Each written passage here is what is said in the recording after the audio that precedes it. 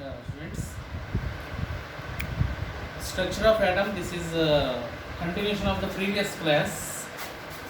మనం లాస్ట్ క్లాస్లో centrifugal forces గురించి నేర్చుకున్నాం. దాని కంటిన్యూషన్ ఈరోజు చూద్దాం. యాక్చువల్గా మనకి atom is spherical in shape అని చెప్పాం. యాటమ్ అనేది ఒక గోళాకృతిలో స్పెరికల్గా ఇలా గుండ్రంగా ఉంటుందని చెప్పాం. Centre of the atom is called as nucleus అన్నాం.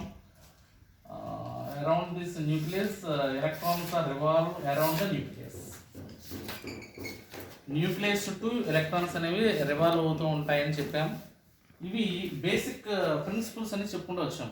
అయితే మనం ఒక డౌట్ ఎక్స్ప్రెస్ ఏం చేసామంటే, actually electrons are having the charge is negative charge, protons are having the charge is positive charge.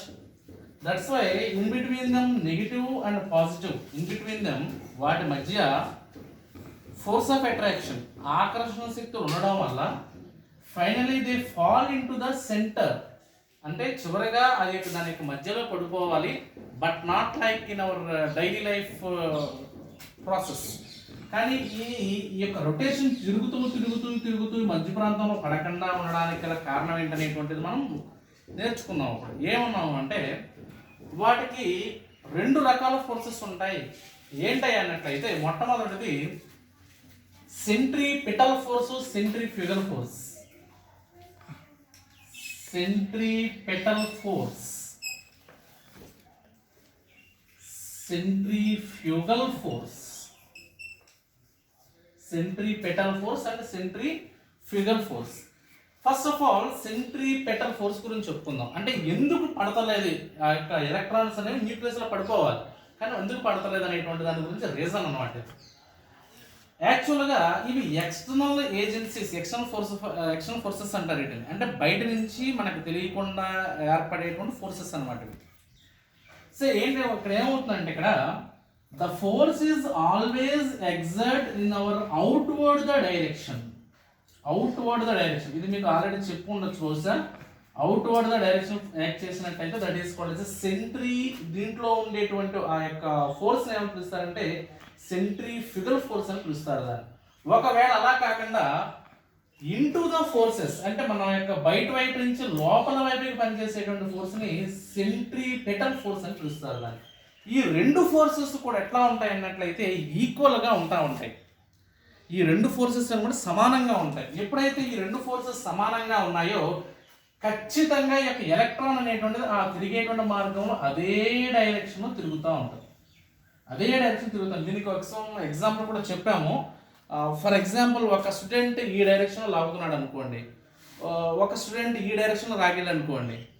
రెండు ఫోర్సెస్ కూడా ఈక్వల్గా ఉన్నట్లయితే నేను స్టేషనరీగా ఉండిపోతాను. అర్థమవుతుందా? ఇతను ఈ సైడ్లో ఫర్ ఎగ్జాంపుల్ దీంట్లో 5 న్యూటన్స్ ఫోర్స్తో ఒకవైపు లాగాడు, వెంటనే ఇటేపు జరిగిపోతాను. లేదు ఒక అతను 10 న్యూటన్స్తో లాగాడు, ఇటేపు జరిగిపోతాను. అలా కాకుండా ఇద్దరు కూడా ఇతను 9 న్యూటన్స్, ఇతను 9 న్యూటన్స్తో లాగుతున్నారు. సో నేను ఏం చేస్తాను, కాన్స్టెంట్గా అలాగే ఉండిపోయాను. అంటే రెండు సమానమైనటువంటి బలాలు అప్లై చేశారు కాబట్టి నాకు. అలాగే ఈ సెంట్రిపెటల్ ఫోర్సు, సెంట్రిఫ్యూగల్ ఫోర్స్ అనేటువంటివి రెండు సమానంగా ఉన్నాయి. అవుట్వర్డ్ ద డైరెక్షను, అలాగే ఇంటూ ద న్యూక్లియస్, బయట వైపు న్యూక్లియస్ నుంచి బయటకి యాక్ట్ చేసేటువంటిది, న్యూక్లియస్ నుంచి బయట వైపుకి యాక్ట్ చేసేటువంటి రెండు ఫోర్సెస్ కూడా సమానంగా ఉండడం వల్ల the electron should always constant at this position. ఆ యొక్క పొజిషన్లో ఎలక్ట్రాన్ అనేటువంటిది కాన్స్టెంట్గా ఉంటుంది అనేటువంటి దాని గురించి మనం డిస్కస్ చేసుకున్నాం. ఓకేనండి. ఈ యొక్క సెంట్రిపెటల్, సెంట్రిఫ్యూగల్ ఫోర్సెస్ అనేవి చాలా డైలీ లైఫ్ ఎగ్జాంపుల్స్ ఉన్నాయి మనకి. అవన్నీ చెప్పిన కాడి నుంచి కూడా టైం పడుతుంది. మెయిన్గా మీరు యాక్చువల్గా ఇప్పుడు మనం ఏదన్నా ఒక వెహికల్ కానీ ఏదన్నా మనం వెళ్తున్నప్పుడు బ్రేక్ ఫెయిల్యూర్ అయిందనుకోండి, ఆ బ్రేక్ ఫెయిల్యూర్ అవుతున్నప్పుడు ఒక తెలియనటువంటి ఎక్స్టర్నల్ ఫోర్స్ మన మీద యాక్ట్ చేస్తూ ఉంటుంది. ఆ యాక్ట్ చేస్తున్నప్పుడు చూడండి, ఇదిగో ఈ రకంగా ఉందనుకోండి. ఇది మీకు కూడా చూపించినట్టు గుర్తు నాకు. ఎట్లాగ డైరెక్షన్ ఇలా వెళ్తుంది, ఒక్కసారిగా బ్రేక్స్ ఫెయిల్యూర్ అయిపోయింది. యాక్చువల్గా నువ్వు కర్వ్డ్ పాత్ ఈ డైరెక్షన్లో తిరగాలి. వెంటనే ఎప్పుడైతే బ్రేక్ ఫెయిల్యూర్ అయిపోయిందో నీకు తెలియకుండానే ఎదురుగా ఉండేటువంటి మొలకంచులోకి వెళ్ళిపోతావు. అంటే somehow external force is applied from this nucleus. ఆ యొక్క న్యూక్లియస్ నుంచి, అంటే ఆ కర్వ్డ్ పాత్ యొక్క సెంటర్ పాయింట్ నుంచి నీ వైపుకి ఏదో సెంట్రిఫ్యూగల్ ఫోర్స్ అనేటువంటిది నీ మీద యాక్ట్ చేసింది అక్కడ. So that is centrifugal force. అలా కాకుండా చర్నింగ్, మనకి బాగా లోయర్ సెక్షన్స్లో బాగా ఎగ్జాంపుల్స్ బాగా తెలుసు. చర్నింగ్, ఈ చర్నింగ్ చేస్తున్నప్పుడు మనకి మధ్యలో, ఇప్పుడు ఫర్ ఎగ్జాంపుల్ వెజల్ తీసుకున్నారనుకోండి, ఈ వెజల్లో ఒక పాత్ర తీసుకుని దాంట్లో మీకు పాలు ఉంటాయి, పెరుగు తీసుకున్నారా, పెరుగుని బాగా చలకవంతో మీరు దాన్ని చిలుకుతున్నప్పుడు నెంబర్ ఆఫ్ టైమ్స్ దాన్ని చర్న్ చేస్తున్నప్పుడు ఏమవుతున్నాయంటే cream particles are always collected at the centre only. ఆ యొక్క మధ్య ప్రాంతంలో మాత్రమే అది కేంద్రీకృతం అవుతుంది, సెంటర్ పాయింట్లో మాత్రమే కలెక్ట్ అవుతా ఉంది. So here it is a centripetal force is acts. ఇక్కడ సెంట్రిపిటల్ ఫోర్స్ అనేటువంటి యాక్ట్ చేసింది. ఈ రకంగా కేంద్రం అవుట్ సైడ్ ద డైరెక్షన్ నుంచి సెంటర్ వైపుకి, సెంటర్ నుంచి అవుట్ వర్డ్ డైరెక్షన్కి, ఇట్లాగా number of times force act చేయడం వల్ల ఈ రెండు ఈక్వల్గా ఉండడం వల్ల, రెండు ఫోర్సెస్ కూడా ఈక్వల్గా ఉండడం వల్ల ఈ యొక్క ఎలక్ట్రాన్ అనేది కాన్స్టెంట్గా ఉంటుంది. ఇది దానికి సంబంధించినటువంటి కీ పాయింట్. అయితే ఇది అయిన తర్వాత మనకి మీకు ఎక్స్ప్లెయిన్ చేస్తూ ఉండొచ్చు. బహుశా ఏదైనా మీరు ఒక వెహికల్ మీద రోడ్డు మీద వెళ్తున్నప్పుడు చాలాసార్లు చూస్తుంటారు, వర్షం వచ్చింది అనుకోండి, ఆ రోడ్డు పైన ఒక డిఫరెంట్ కలర్స్ చేత మనకి కనబడతా ఉంటాం.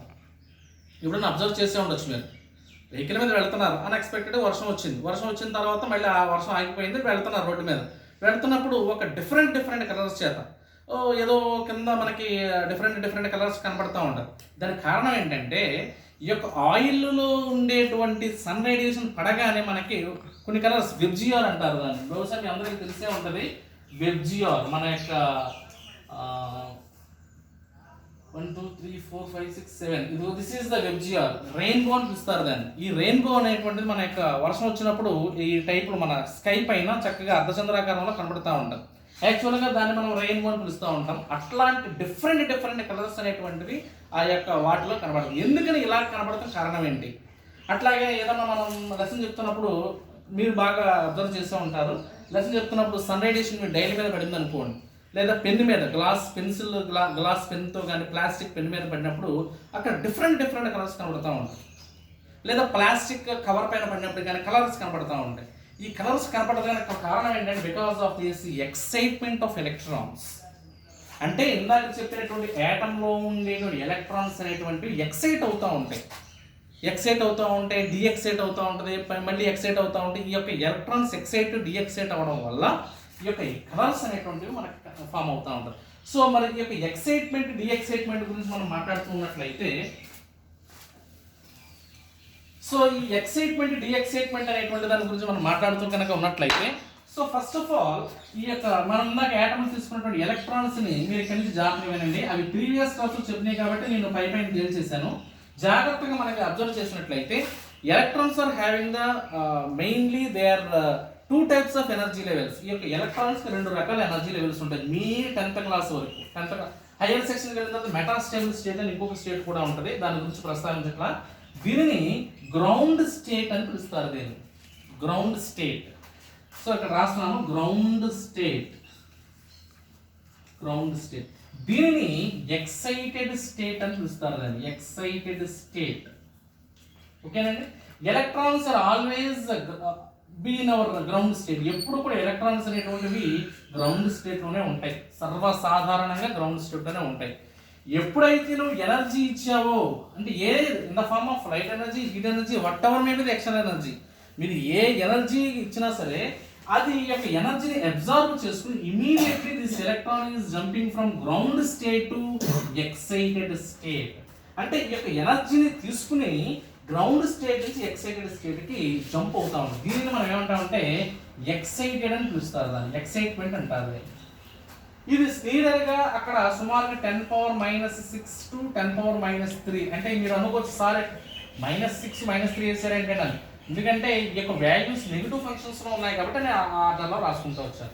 సో ఆ టైంలో ఏమవుతుంది అంటే ఇది అంతసేపు ఉండి మళ్ళీ ఎగైన్స్ బౌన్స్ బ్యాక్, మళ్ళీ ఈ యొక్క 10⁻⁻6 టైమ్స్ సెకండ్స్ ఉండి ఇక్కడ మళ్ళీ గ్రౌండ్ స్టేట్లోకి వచ్చేస్తూ ఉంటుంది. అది ఇక ఫర్దర్గా మీరు చదువుతారు. సో ఎప్పుడైతే ఎలక్ట్రాన్ ఎక్సైటెడ్ స్టేట్ నుంచి గ్రౌండ్ స్టేట్కి వచ్చినాయో, it is release in the form of some type of radiation. కొంత రేడియేషన్ రూపంలో బయటికి ఎదో జరుగుతూ ఉంటుంది. It is the radiation is called as a electromagnetic radiation. ఆ రేడియేషన్ మనం ఏమని పిలుస్తామంటే ఎలక్ట్రోమాగ్నెటిక్ రేడియేషన్ అంటారు. నోట్ చేసుకోండి, electromagnetic magnetic radiation, electromagnetic radiation అంటారు. సో అంటే ఏంటి, ఎక్సైట్ అయినటువంటి ఎలక్ట్రాన్ గ్రౌండ్ స్టేట్కి వచ్చిన తర్వాత వచ్చేటప్పుడు రిలీజ్ అయ్యేటువంటి ఎనర్జీ ఏంటి అంటే electromagnetic radiation. So this electromagnetic radiation is a very wonderful phenomenon. ఎందుకనంటే in generally a type of process తీసుకున్నప్పుడు కూడా maybe it is either electric field or magnetic field. మీరు ఏ సిస్టమ్ తీసుకున్నప్పటికీ కూడా అయితే ఎలక్ట్రిక్ ఫీల్డ్ అయినా ఉండాలి, లేదన్నట్లయితే మ్యాగ్నెటిక్ ఫీల్డ్ అయినా ఉండాలి. But in this electromagnetic radiation the special case both electric field and magnetic field. దీనిలో మనకి ఎలక్ట్రిక్ ఫీల్డ్ కూడా ఉంటుంది, అదేవిధంగా మ్యాగ్నెటిక్ ఫీల్డ్ కూడా ఉంటుంది. Such a type of both combined compose, this is a special type of combo అనమాట. ఇలాంటి రెండు కూడా కాంబినేషన్ ఉండేటువంటి రేడియేషన్ చాలా అరుదు, మనకి చాలా బాగా తక్కువగా ఉంటుంది అలా ఈ రకమైనటువంటి రేడియేషన్స్ ఉండడం వల్ల. సో అట్లాంటి రేడియేషన్ గురించి మనం ఇప్పుడు ఎక్స్ప్లెయిన్ చేయాలి. సరే, మరి ఇది చేయడం కోసం మనకి అసలు ఎలక్ట్రోమాగ్నెటిక్ రేడియేషన్ అనేటువంటి ఎట్లా ఉంటుంది ఏంటి అనేటువంటి దాని గురించి మనం ఒకసారి చూద్దాం. జనరల్గా ఎలక్ట్రోమాగ్నెటిక్ రేడియేషన్స్లో తీసుకున్నట్లయితే it is a actually this is electromagnetic radiation wave. This is electromagnetic wave. So చూడండి జాగ్రత్తగా, నేను బహుశా నేను డయాగ్రామ్ గీసాను, దాన్ని బట్టి మీరు అర్థం చేసుకోవచ్చు. చూడండి, ఇక్కడ పీక్స్ నేను దగ్గరగా వేసాను, గ్రాడ్యువల్గా చివరికి వచ్చినప్పుడు ఏమైంది, దూరం జరిగిపోయింది. అంటే ఏంటంటే ఎప్పుడూ కూడా ఈ పాయింట్ చాలా ఇంపార్టెంట్. ఈ లెఫ్ట్ మీ వైపు నుంచి చూస్తుంటే లెఫ్ట్ హ్యాండ్ సైడ్ నుంచి రైట్ హ్యాండ్ సైడ్కి వచ్చేటప్పుడు వేవ్ లెంగ్త్ అనేటువంటిది ఇంక్రీజ్ అవుతుంది.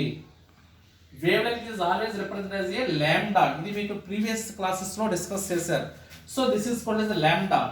అదే కనుక మనం రైట్ హ్యాండ్ సైడ్ నుంచి లెఫ్ట్ హ్యాండ్ సైడ్ తీసుకున్నట్లయితే this is called as a frequency అని పిలుస్తారు దీన్ని. This is called as frequency, new అంటారు. అంటే యాక్చువల్గా దీనిని ఇలా రాస్తారన్నమాట. మామూలుగా వి ఫోర్త్ మన ఇంగ్లీష్ ఆల్ఫాబెట్స్ లో ఫోర్త్ కేటగిరీలో ఉంటుంది చూస్తారా వి, అట్లా మనం రాయకుండా కొంచెం నీరసంగా పైకి అలా ఒత్తుతారు దాన్ని. This is called as new, దానిని మనం న్యూ అని పిలుస్తారు. This is called as frequency. ఈ టెర్మినాలజీ అనేటువంటివి ఖచ్చితంగా మీరు నోట్ చేసుకుంటూ ఉండాలి.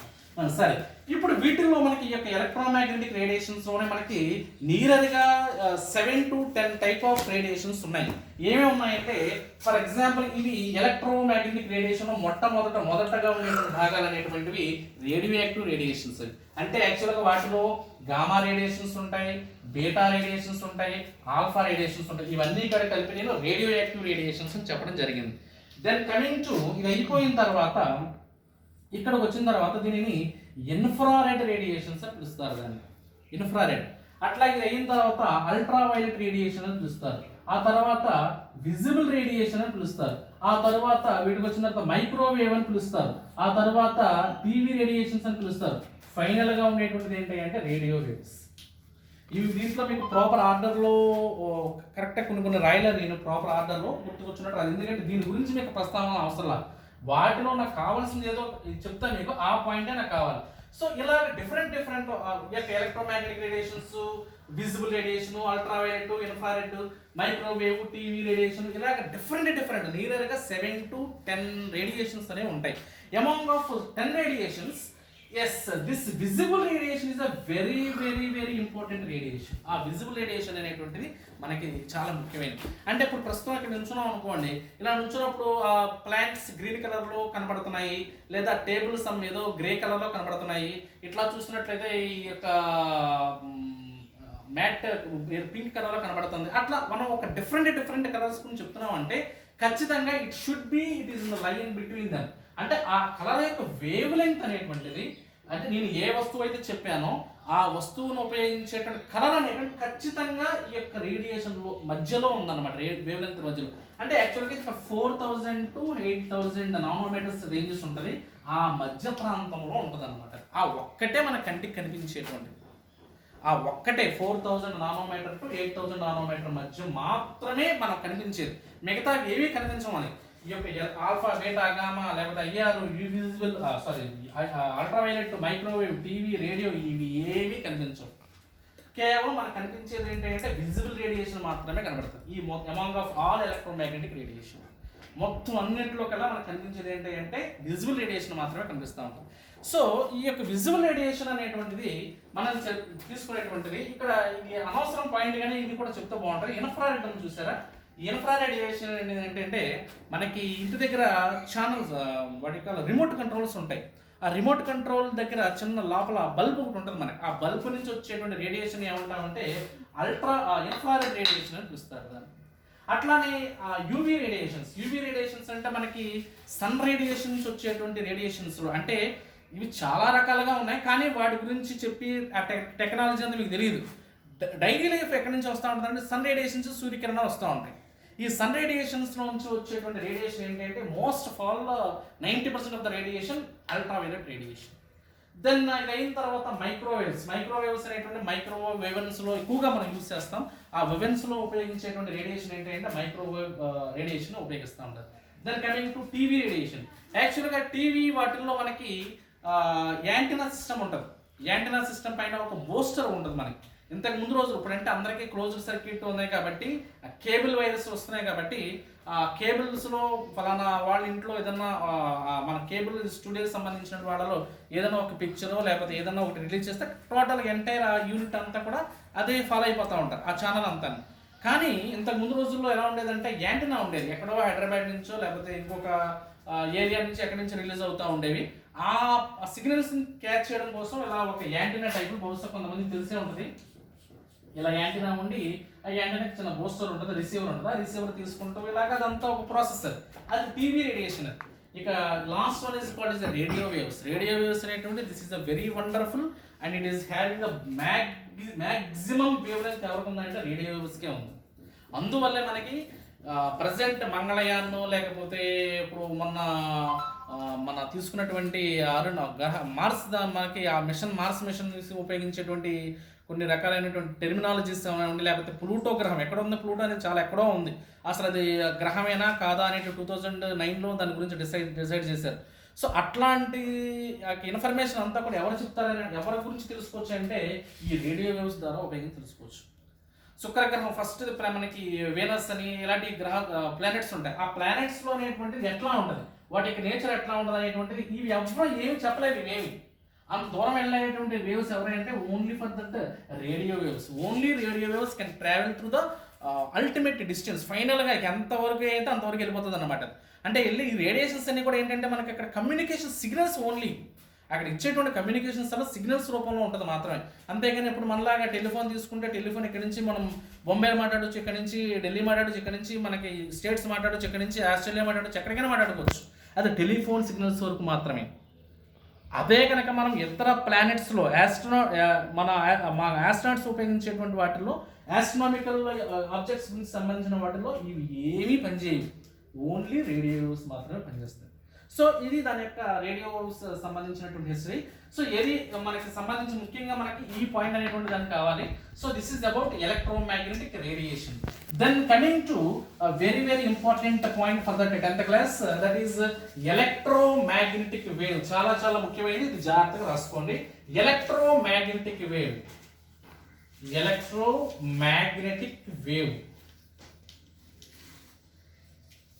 Electromagnetic wave. What is the meaning of electromagnetic wave? How is it traveled from in the different directions? ఎట్లాగా ఫామ్ అవుతుంది ఏంటనేటువంటి దాని గురించి మనం ఈరోజు డిస్కస్ చేసుకుందాం. So this is electromagnetic wave. In this electromagnetic wave, here electricity, because they having two types of fields are presented. Electric field is represented as a E bar. Electric field నేను ఈ bar తో represent చేశాను. Then coming to magnetic field is represented as a B bar. Magnetic field ని B bar తో indicate చేయడం జరిగింది. So here both electric and magnetic fields are having in this each లో ప్రతి దానిలో కూడా ఈ యొక్క లూప్ లో యాక్చువల్గా ఇది మీకు మళ్ళీ చెప్పాలంటే వేవ్స్ గురించి చెప్పాలి, అదంతా నేను డిస్కస్ చేయను ఏమని. ఒక wave this is called stationery wave అంటారు దీన్ని. ఈ స్టేషనరీ వేవ్లో ఈ లూప్లో మనకి రెండు రకాలైనటువంటి ఎలక్ట్రిక్ ఫీల్డ్ మ్యాగ్నెటిక్ ఫీల్డ్ ఉంటుంది అనమాట. అదే దీని గొప్పతనం. ఫర్ ఎగ్జాంపుల్ ఇక్కడ ఎలక్ట్రిక్ ఫీల్డ్ ఉందనుకోండి, ఈ పక్కన ఉండేది ఏమవుతుంది అయినట్లయితే మ్యాగ్నెటిక్ ఫీల్డ్ ఉంటుంది. ఇక్కడ మ్యాగ్నెటిక్ ఫీల్డ్ ఉందనుకోండి, ఇక్కడ ఏమవుతుందండి ఎలక్ట్రిక్ ఫీల్డ్ ఉంటుంది. ఇక్కడ ఎలక్ట్రిక్ ఫీల్డ్ ఉందనుకోండి, ఇక్కడేమో మ్యాగ్నెటిక్ ఫీల్డ్ ఉంటుంది. ఇట్లాగా ఒకదాని తర్వాత ఒకటి అల్టిమేట్ అసలు దానికి దీనికి సంబంధం. ఫర్ ఎగ్జాంపుల్ ఇక్కడ ఎలక్ట్రిక్ ఫీల్డ్ ఉంది కాబట్టి ఇక్కడ ఏముంటుంది అన్నట్లయితే మ్యాగ్నెటిక్ ఫీల్డ్ ఉంటుంది. ఇక్కడ మ్యాగ్నెటిక్ ఫీల్డ్ ఉంది కాబట్టి ఇక్కడ ఏముంటుంది అంటే ఎలక్ట్రిక్ ఫీల్డ్ ఉంటుంది. ఇక్కడ ఎలక్ట్రిక్ ఫీల్డ్ ఉంది కాబట్టి ఇక్కడ మ్యాగ్నెటిక్ ఫీల్డ్, ఇక్కడ మ్యాగ్నెటిక్ ఫీల్డ్ ఉంది కాబట్టి ఇక్కడ ఎలక్ట్రిక్ ఫీల్డ్. ఆపోజిట్ డైరెక్ట్ చూసుకోండి. ఇవి ముందు రిప్రజెంటేటివ్ లెటర్స్ కనుక మీరు చూసుకున్నట్లయితే దాన్ని మీరు ఫుల్ఫిల్ చేయగలరు. లేదంటే అది ఏంటో మాస్టర్ ఈఏజెడ్ బిఏజెడ్ ఈఏజెడ్ బిఏజెడ్ అనుకుంటారు. ఎలక్ట్రిక్ ఫీల్డ్ అయితే ఈ బార్తో ఇండికేట్ చేయాలి, నోటేషన్ అలా ఉండాలి. లేదా మ్యాగ్నెటిక్ ఫీల్డ్ అయితే బి బార్తో నోటేషన్ చేయాలి. Then coming to this electric field. Electric field లో మనకి waves are always in this direction. ఈ డైరెక్షన్ లో కనుక ఇఫ్ సపోజ్, నేను చెప్పేది ఏంటంటే ఇలాగే ఉండాలని రూల్ లేదు. If suppose electric field the electrons are the waves are always oscillating in this direction, పైకి కిందకి ఈ డైరెక్షన్ లో ఇలాగా మూవ్ అవుతుంది అనుకోండి, దీనికి ఎగ్జాక్ట్ గా 90 degrees లో, సో ఈ డైరెక్షన్ లో మ్యాగ్నెటిక్ ఫీల్డ్ అనేటువంటిది ఆసిలేట్ అవుతుంది. అంటే ఫర్ ఎగ్జాంపుల్ మీకు అర్థం అవడం కోసం చూడండి, ఎలక్ట్రిక్ ఫీల్డ్ ఈ డైరెక్షన్ లో ఆసిలేట్ అయింది అనుకోండి, దీనికి 90 degrees లో మ్యాగ్నెటిక్ ఫీల్డ్ అనేది ఆసిలేట్ అవుతాం, ఈ డైరెక్షన్ ఆసిలేట్ అయింది. ఓకే, ఇప్పుడు మ్యాగ్నెటిక్ ఫీల్డ్ అనేటువంటిది ఫర్ సపోజ్ ఇలాగా ఆసిలేట్ అయింది అనుకుందాం, ఈ డైరెక్షన్ లో ఆసిలేట్ అయింది, ఈ డైరెక్షన్ ఆసిలేట్ అయింది అనుకో.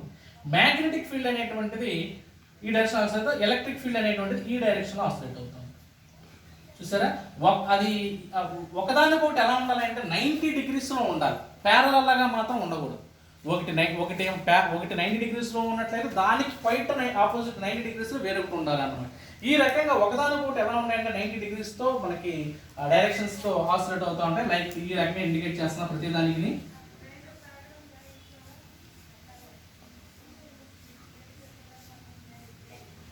సో ఈ రకంగా electric field magnetic field. First point ఏం చేస్తారంటే always the electric field and magnetic fields are both are in perpendicular to each other. ఆ రెండు కూడా ఒకదానికొకటి పర్పెండిక్యులర్ గా ఉంటాయి. మొదటి point, both electric field and magnetic field both are in perpendicular to each other. Perpendicular ని మనం ఇలా రాస్తాం, మ్యాథమెటిక్స్ లో మీకు తెలిసే ఉంటుంది. Both are in perpendicular to each other, రెండు పర్పెండిక్యులర్ గానే ఉంటాయి. First point. రెండోది ఏంటంటే it is always oscillate in perpendicular direction. Next one, the electric field and magnetic fields are always in our perpendicular to the wave propagation direction. Wave propagation direction అంటే ఇది, అంటే ఈ రకంగా కనుక గీసినట్టే this is called wave propagation direction అంటారు. ఇవి రెండు పర్పెండిక్యులర్ తో ఉండడంతో పాటుగా ఈ వేవ్ ప్రొపగేషన్ డైరెక్షన్ కూడా పర్పెండిక్యులర్ గా ఉంటుంది అన్నమాట. ఓకేనండి. సో ఇది దాంట్లో ఉన్న ముఖ్యమైనటువంటి విషయం. ఇది అంటే ఇది పర్పెండిక్యులర్ గా ఉన్నాయి, ఈ రెండు కూడా దీనికి కూడా పర్పెండిక్యులర్ గా ఉంటాయి. This is the second point. Third point ఇది వచ్చినట్లయితే perpendicular to the wave propagation direction. Propagation మళ్ళీ చెప్తున్నా, నోట్ చేసుకోండి. Electric field and magnetic fields are perpendicular to the direction, that is the perpendicular to the oscillate. Perpendicular గా oscillate అవుతూ ఉంటాయి. Second point, the electric field and magnetic fields are perpendicular to the wave propagation direction also. Wave propagation direction కి perpendicular గా వెళ్తూ ఉంటాయి. అది second point. Third point వచ్చిన తర్వాత the velocity of the electromagnetic wave. General గా velocity of the electromagnetic wave is the value is 3 × 10⁸ metre per second. So this is important. So ఈ 3 points అనేటువంటివి కావాలి. ఇది మీకు షార్ట్ ఆన్సర్ క్వశ్చన్స్ లో అడుగుతానికి chances ఎక్కువగా ఉన్నాయి కాబట్టి జాగ్రత్తగా చూసుకోండి.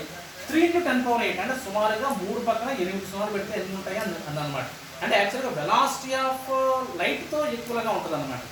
Velocity of light, for example మనకి ఇప్పుడు క్లైమేట్ ఇలా వచ్చింది, మనకి ఏదో థండర్స్ వచ్చినాయి అనుకోండి, మెరుపులు వచ్చినాయి అనుకోండి, ఆ మెరుపు వస్తున్నప్పుడు, ఆ స్పార్క్ వస్తున్నప్పుడు దాన్ని యాక్చువల్గా క్యాచ్ చేయలేం మనం.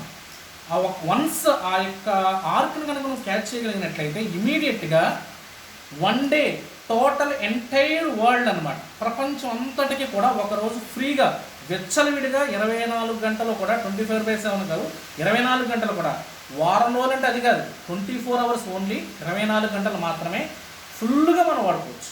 ఒక్క మెరుపుని కనుక నువ్వు క్యాచ్ చేయగలిగితే. కానీ we cannot catch that, we should not, మనం దాని గురించి అసలు మనం క్యాచ్ చేయలేము.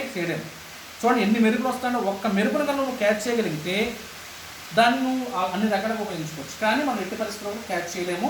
ఒకవేళ క్యాచ్ చేస్తే మాత్రం ఇప్పుడు మనం చదువుకున్నవన్నీ కూడా తప్పే అవుతుంది. ఎందుకంటే ఈ 3 టు 10 పవర్ 8 అనేటువంటిది తప్పు అనమాట చెప్పింది. కాబట్టి ప్రస్తుతానికి ఈ యొక్క వాల్యూ అనేటువంటి మారబోదు కూడా. రానున్న రోజుల్లో కూడా మారడానికి ఛాన్సెస్ అనేవి చాలా తక్కువ ఉన్నాయి. ఏదేమైనప్పటికీ కూడా ఈ 3 పాయింట్స్ అనేటువంటి చాలా ముఖ్యమైనటువంటి పాయింట్స్. మళ్ళీ ఒకసారి చెప్తున్నా, both magnetic field and electric field are perpendicular to the wave propagation direction. First point, both electric field and magnetic field are perpendicular to each other. ఒకదానికొకటి పర్పెండిక్యులర్ గా ఉంటాయి, అది మొదటి పాయింట్. రెండో పాయింట్, అవి పర్పెండిక్యులర్ తో పాటుగా వేవ్ ప్రోపగేషన్ డైరెక్షన్ కూడా పర్పెండిక్యులర్ గా ఉంటాయి. Then third one, velocity of this wave is at about 3 to 10 power 8. సో this is the main theme of this electromagnetic wave. This speed is exactly equal to the velocity of light. దాని యొక్క వేగం ఎంత ఉంటుందంటే velocity మన కాంతి వేగంతో సమానంగా ఉంటుంది అన్నమాట.